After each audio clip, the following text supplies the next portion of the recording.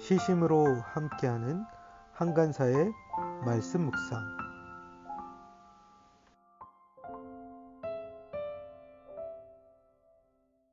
스바냐 1장 1절에서 13절 말씀. 아몬의 아들 유다 왕 요시야 때에 주님께서 스바냐에게 하신 말씀이다. 그의 아버지는 구시이고 할아버지는 그달리야이고 그 윗대는 아마랴이고 그 윗대는 히스기야이다. 땅 위에 있는 모든 것을 내가 말끔히 쓸어 없애겠다. 나 주의 말이다. 사람도 짐승도 쓸어 없애고 공중의 새도 바다의 고기도 쓸어 없애겠다. 남을 넘어뜨리는 자들과 악한 자들을 거꾸러뜨리며 땅에서 사람의 씨를 말리겠다. 나 주의 말이다. 내가 손을 들어서 유다와 예루살렘의 모든 주민을 치겠다. 이곳에 남아있는 바알 신상을 없애고 이방 제사장을 부르는 그마림이란 이름도 뿌리 뽑겠다. 지붕에서 하늘의 뭇별을 섬기는 자들, 주에게 맹세하고 주를 섬기면서도 밀곰을 두고 맹세하는 자들, 주를 등지고 돌아선 자들, 주를 찾지도 않고 아무것도 여쭙지 않는 자들을 내가 없애버리겠다. 주님께서 심판하시는 날이 다가왔으니 주 하나님 앞에서 입을 다물어라. 주님께서는 재물을 잡아 놓으시고서 재물 먹을 사람들을 부르셔서 성결하게 하셨다. 나 주가 재물을 잡는 날이 온다. 내가 대신들과 왕자들과 이방인의 옷을 입은 자들을 벌하겠다. 그날이 오면 문지방을 건너뛰는 자들을 벌하겠다. 폭력과 속임수를 써서 주인의 집을 가득 채운 자들을 내가 벌하겠다.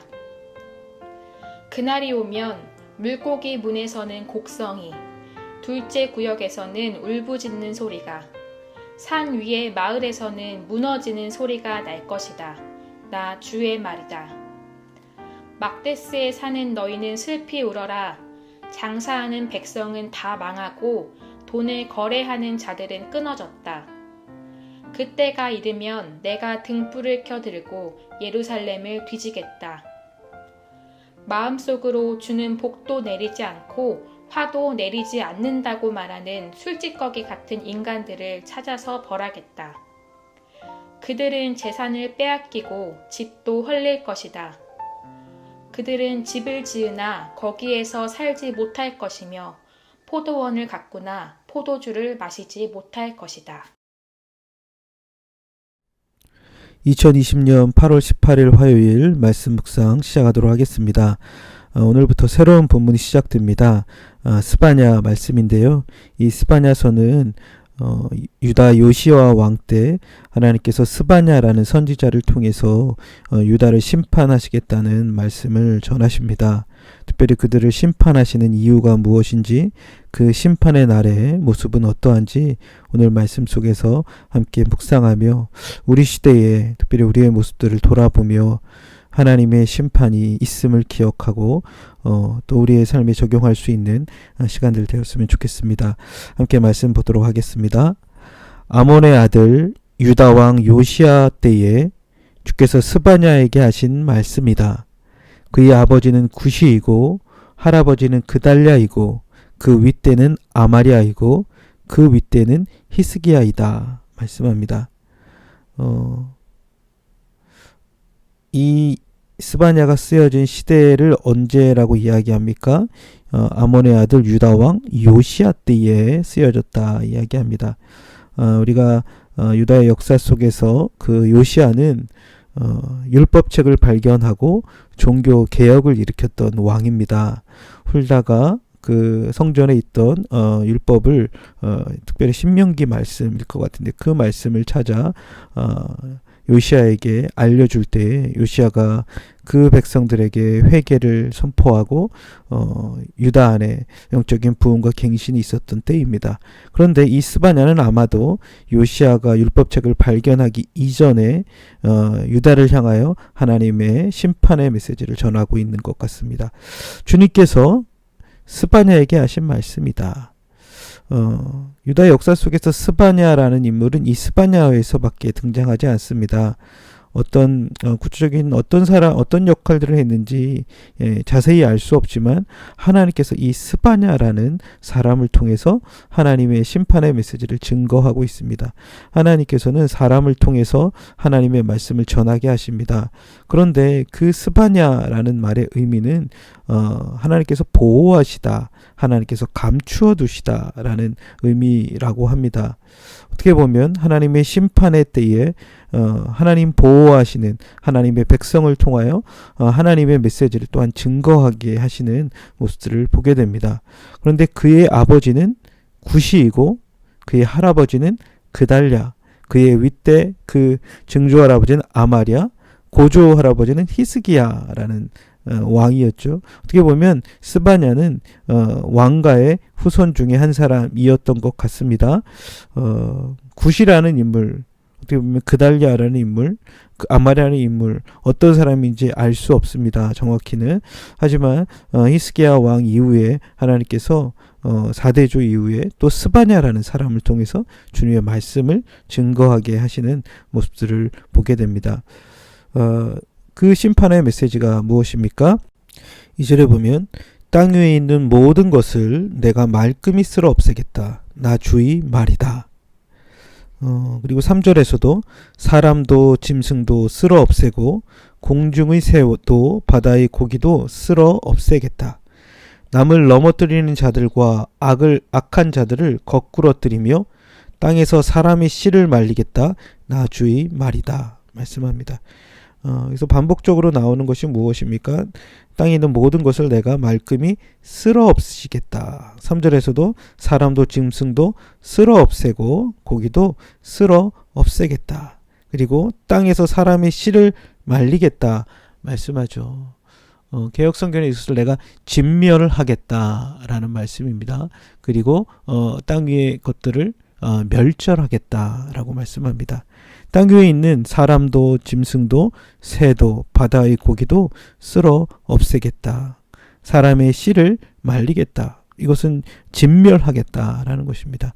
노아 홍수 때에 그들 안에 폭력이 가득함으로 말미암아 하나님께서 이 땅을 심판하셨던 것처럼 하나님께서 땅 위에 있는 모든 것들을 심판하시겠다. 진멸하시겠다. 라는 말씀을 하고 계십니다. 되게 두렵고 무서운 말씀이죠. 땅에 있는 모든 것들을 깨끗하게 쓸어버리겠다라고 말씀하시는, 근데 그 이유가 이제 4절부터 나옵니다.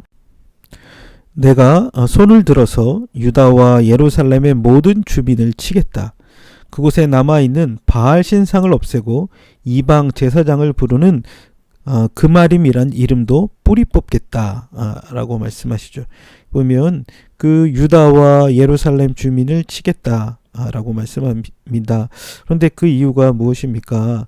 그곳에 남아있는 바알 신상 그리고 이방 제사장 을 없애겠다라고 말씀하시면서 그것의 근본적인 이유가 그들 안에 있는 우상 숭배의 모습을 이야기합니다. 그들이 약속의 땅에 갔지만 그 약속의 땅에서 하나님을 섬기기보다 바알의 신상을 섬기고 이방 제사장을 따르는 모습들을 보게 되었던 것 같습니다. 5절에서도 지붕에서 하늘의 뭇별을 섬기는 자들을 주에게 맹세하고 주를 섬기면서도 밀곰을 두고 맹세하는 자들을 이라고 말씀합니다. 그들의 모습 가운데 지붕에서 하늘의 뭇별을 섬기는 자들, 그렇죠? 이것은 뭐냐면 하늘에 있는 별들을 바라보면서 점을 치는 행위를 이야기합니다. 하나님께 맹세하고 주님을 섬기지만 그들 안에 밀곰을 두고 맹세하는 자들. 밀곰은 그 모압 족속들이 섬겼던 우상이죠. 하나님께 예배하며 하나님을 섬기면서도 그들 안에 이방의 신들을 섬기고 그들에게 맹세하는 그 모습들이 동일하게 있었던 거죠. 유대 안에 있었던 종교 혼합주의적 그 모습들을 이야기하는 것 같습니다. 여러 신 중에 하나처럼 하나님도 섬기고 그곳에 있는 우상도 섬겼던 그들의 모습들을 봅니다. 6절에서도 주를 등지고 돌아선 자들, 주를 찾지도 않고 아무것도 엽줍지 않는 자들을 내가 없애버리겠다 말씀하죠. 그들 안에서는 하나님을 섬기는 모습들도 있었던 반면 하나님께 등지고 돌아서며 주님을 찾지도 않고 하나님께 기도하지 않는 그들을 내가 없애겠다라고 말씀합니다. 하나님께서 그들을 약속의 땅으로 불러들이신 이유가 무엇입니까? 하나님을 온전히 따라 하나님의 뜻을 이루어가는 백성들로 하나님 삼고자 했습니다. 그런데 그들은 약속의 땅에서 바알신과 이방 제사장을 따르기 시작합니다. 하늘의 별들을 바라보면서 점을 치기 시작합니다. 하나님을 섬기지만 또 그들 안에는 우상들을 함께 섬기는 모습이 나타납니다. 근데 그들의 마음의 중심에서는 하나님께 등지고 돌아서며 주님을 찾지 않는 그 모습들을 보였던 것 같습니다. 그러므로 하나님께서 그들을 심판하며 그들을 쓸어버리겠다라고 말씀하고 있는 것입니다. 오늘날 우리의 모습들 속에서도 참 이 시대의 우상들은 무엇일까요? 하나님을 찾는다고 하지만 우리의 마음의 중심의 깊은 동기 속에서는 하나님보다 어떻게 보면 세상의 부유함과 이 세상의 풍요를 줄 수 있는 그 무엇을 힘과 돈과 그런 나에게 유익이 되는 것만을 쫓아 살아가는 그 모습들이 때로 현대의 우상이 되지 않을까 생각해 봅니다. 그런 자들을 향하여 하나님께서는 쓸어 없애겠다라고 말씀하시는 거죠. 그러면서 이제 7절부터 13절까지는 그 주님께서 심판하시는 날에 대해서 말씀하고 있습니다. 함께 같이 보겠습니다. 주께서 심판하시는 날이 다가왔으니 주 하나님 앞에서 입을 다물어라. 주님께서 재물을 잡아 놓으시고 재물 먹을 사람들을 부르셔서 성결하게 하셨다 말씀합니다. 보면 그 주님께서 심판하는 날이 다가왔다, 가까이 왔다라는 것입니다. 그러므로 너희는 하나님 앞에 입을 다물라라고 이야기합니다. 그리고 주님께서 재물을 잡아 놓으시고 재물 먹을 사람을 부르셔서 성결하게 하셨다. 짐승을 잡듯 그들을 하나님께서 심판하며 잡으시겠다는 겁니다. 8절에서도 나 주가 재물을 잡는 날이 온다. 내가 대신들과 왕자들과 이방인의 옷을 입은 자들을 벌하겠다 말씀하시죠. 주님이 재물 잡을 날, 이건 바로 하나님이 심판하실 날이죠. 근데 심판의 대상이 누굽니까? 대신들, 그렇죠? 어떻게 보면 왕의 신하들입니다. 그리고 왕자들, 그리고 이방인의 옷을 입은 자들을 벌하겠다라는 것이에요. 이 사람들은 누구일까요? 당시 귀족들입니다. 그리고 권력을 갖고 있었던 사람들입니다. 종교 지도자들입니다. 그들은 어떻게 보면 화려하고 아름다운 옷을 입고 있을 수 있지만 하나님이 아닌 우상을 섬기는데 앞장섰던 사람들이죠. 하나님의 말씀을 떠나 자신의 유익을 위하여 이방신에게 구했던 자들, 그들을 하나님 벌하겠다라고 말씀하고 있습니다. 9절도 보면 그날이 오면 문지방을 건너뛰는 자를 벌하겠다. 폭력과 속임수를 써서 주인의 집을 가득 채운 자들을 내가 벌하겠다 말씀하죠. 그날이 오면 하나님께서 심판하실 그때가 되면 문지방을 건너뛴 자들을 벌하겠다라고 말씀하죠. 그래서 문지방을 건너뛰다라는 것은 어떤 의미일까요? 구체적으로 정확히 이 의미들을 파악할 수는 없지만 아마도 블레셋 사람들이 다곤의 신을 섬길 때에 그 문지방을 건너뛰는 모습들을 이야기하고 있는 것이 아닐까 생각해 봅니다. 이방의 신을 쫓아 그들의 생활의 습관 속에서도 그 문지방을 건너뛰는 모습들이 있었던 것 같습니다. 그래서 이방의 방식대로 살아갔던, 우상을 섬기는 방식을 쫓아 살아갔던 그들을 향하여 하나님 벌하시겠다라는 말씀이죠. 그들의 모습이 어떠합니까? 폭력과 거짓으로, 속임수를 써서 살아갑니다. 그래서 그들은 주인의 집을 가득 채운 자들을 내가 벌하겠다. 이방의 방식을 쫓고 그들의 모습은 폭력과 거짓으로 주인의 집을 채우는 자들, 그들을 향하여 벌하겠다라고 말합니다. 8절에서도 이야기하는 것처럼 계속 하나님의 심판, 벌하심에 대한 이야기가 나옵니다. 그들의 힘을 갖고 권력을 갖고 종교적인 지도자들이 이방의 방식을 쫓아가며 그들 안에 폭력과 거짓으로 자신의 집만을 가득 채운 자들을 하나님 벌하겠다라고 이야기하고 있죠. 9절에서도 그날이 오면 물고기 문에서는 곡성이, 둘째 구역에서는 울부짖는 소리가, 산 위의 마을에서는 무너지는 소리가 날 것이다. 나 주의 말이다 라고 얘기하죠. 그래서 그날이 오면, 심판의 날이 오면 물고기 문이라고 하는 건 어문이라고 하는데요.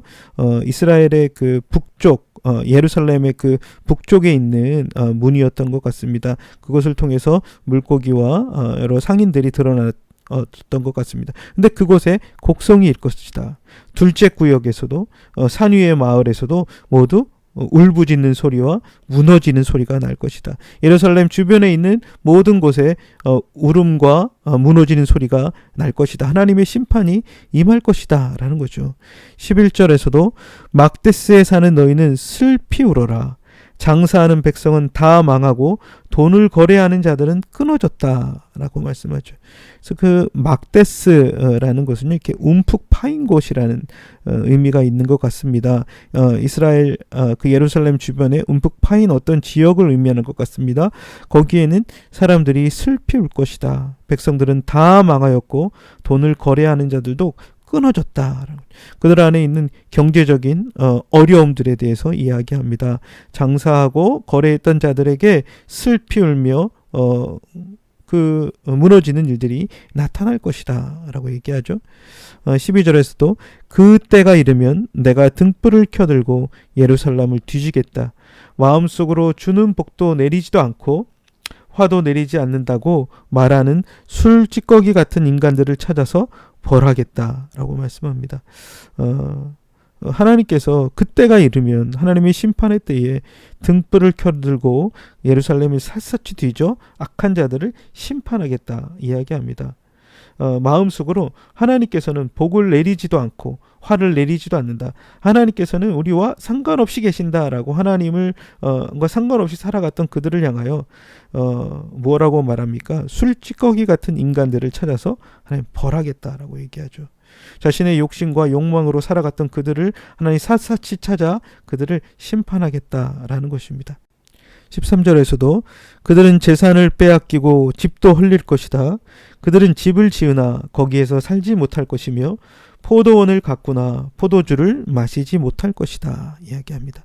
그래도 그들은 자신의 재산을 다 빼앗길 것이다. 집도 헐릴 것이다 라는 거예요. 그들이 집을 짓지만 거기에 살지 못할 것이며 포도원을 가꾸지만 포도원을 마시지 못할 것이다. 그들 안에 재산과 그들의 집이 다 무너질 것이다. 어떻게 보면 그들 안에는 더 많은 부를 얻기 위하여 더 좋은 집에 살기 위하여 그것을 위하여 살아갔던 사람들의 모습입니다. 그러나 그것이 다 무너질 것이며 다 헐릴 것이다 라고 말씀하고 있죠. 하나님의 심판의 날 그들 안에 있었던 모습들에 대해서 이야기합니다. 오늘 말씀을 좀 이렇게 보면서 하나님께서는 무명의 한 사람을 통해서 하나님의 말씀을 전하게 하십니다. 그것은 무엇입니까? 하나님의 심판에 대한 메시지입니다. 그 심판이 온 땅 가운데 임할 것이라는 것입니다.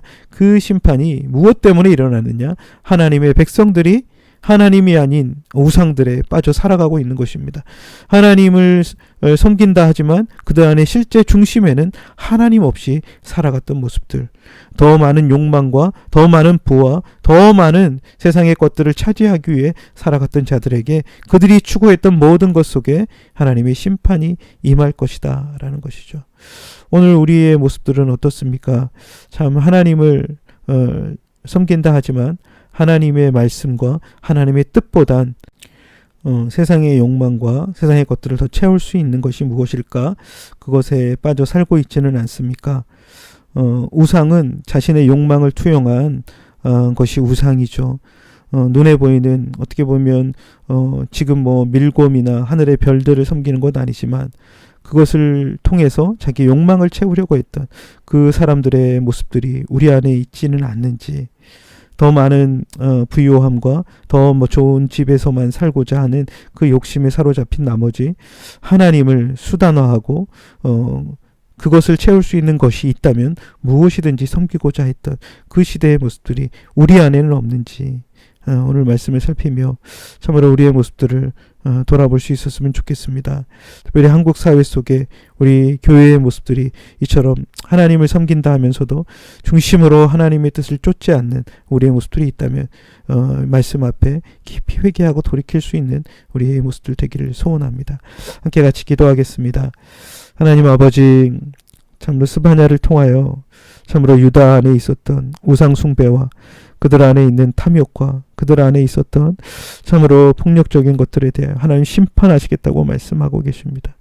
하나님, 참으로 우리도 하나님을 섬긴다 하지만 우리 안에 여전히 우리의 욕망과 하나님 이 세상의 것들에 더 마음을 빼앗긴 나머지 하나님의 뜻을 따르고 있지 않는 우리의 모습들은 없는지 주여 돌아보게 하여 주시옵소서. 특별히 코로나 시대를 살아가면서 참으로 우리 안에 있는 참 욕망과 우리 안에 있는 두려운 마음들이 교차하는 것 같습니다.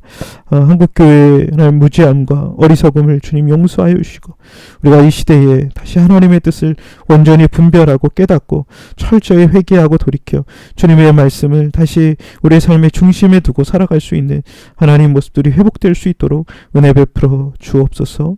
예수 그리스도의 이름으로 기도드렸습니다. 아멘.